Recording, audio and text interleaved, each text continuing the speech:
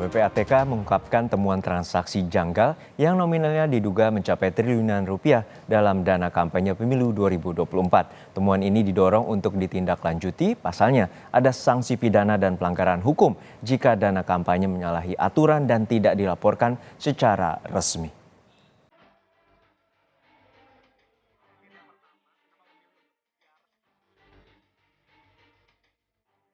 Pusat Pelaporan dan Analisis Transaksi Keuangan (PPATK) mengungkap transaksi janggal dana kampanye pemilu 2024. Nominalnya pun disebut fantastis hingga triliunan rupiah. PPATK menyebut pihak yang terlibat merata di antara setiap partai politik mengusung masing-masing paslon peserta Pilpres 2024. Menyikapi temuan ini, PPATK pun langsung berkoordinasi dengan KPU dan Bawaslu. Ya, kalau kita lihat definisi transaksi keuangan mencurigakan itu, salah satunya adalah transaksi di luar dari profil nasabah, ya. Jadi memang di tahun-tahun politik ini transaksi para peserta pemilu itu memang meningkat, ya, lebih dari 100%.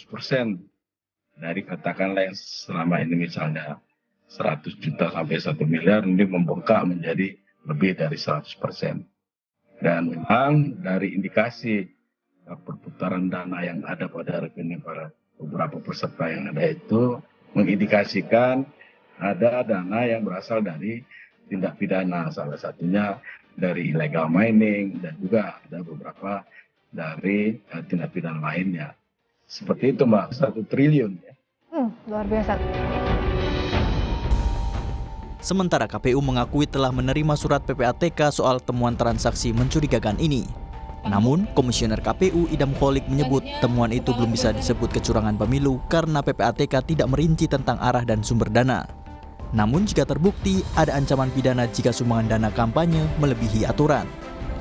Transaksi penerimaan dan pengeluaran rekening bendahara partai politik.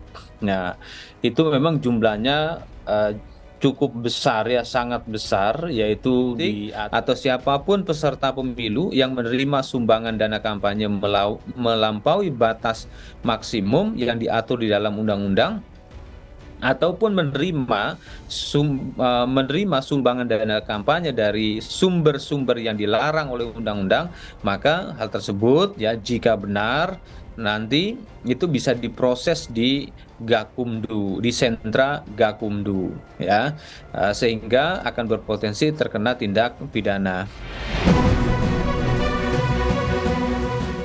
Juru bicara tim pemenangan paslon nomor urut 1, Anies Mohaimin, Mustafa Nahrawardaya, menegaskan pihaknya meminta temuan ini ditindaklanjuti ke proses hukum. Ya, bahwa mungkin salah satu, tidak semua paslon ini, salah satu paslon itu mungkin saja akan dibiayai dengan dana tambang, ya. Mafia tambang kan banyak, ya. Mungkin mereka punya, istilahnya apa, ya, memiliki piaraan-piaraan, dan di salah satu paslon ini saya nggak tahu siapa. Tapi ini penting untuk dibongkar.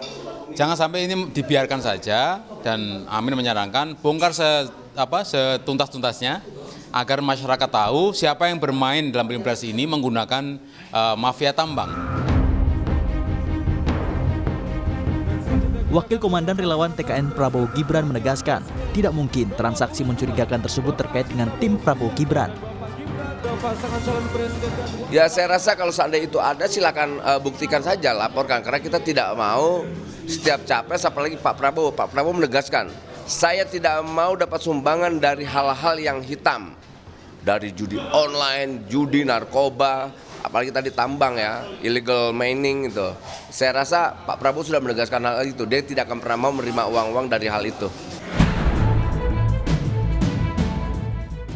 Menyikapi temuan ini, Cawapres nomor urut 3 Mahfud MD meminta Bawaslu melakukan penyelidikan. Jika terbukti itu uang haram, Mahfud meminta agar baik pemberi maupun penerimanya diperiksa. Bawaslu harus menyelidiki itu dan mengungkap kepada publik itu uang apa. Yang kedua, kalau itu uang haram, misalnya pencucian uang, supaya ditangkap agar tidak terjadi, supaya diperiksa rekening yang dicurigai menerima dana politik secara tidak sah. Gitu aja.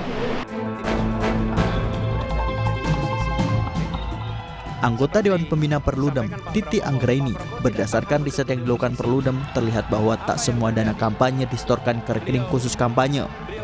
Jika partai politik yang mengelola rekening partai dan menggunakan dana untuk kampanye, namun tidak dilaporkan ke rekening khusus dana kampanye, maka ini berpotensi melanggar hukum.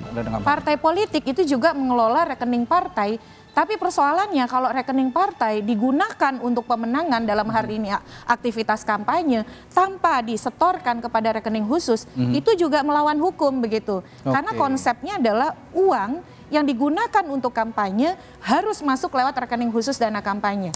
Nah, sementara kan ini di rekening bendahara dan digunakan potensinya adalah untuk penggalangan suara yang disebut dengan politik uang. Berarti ini kan ruang-ruang ilegal tadi.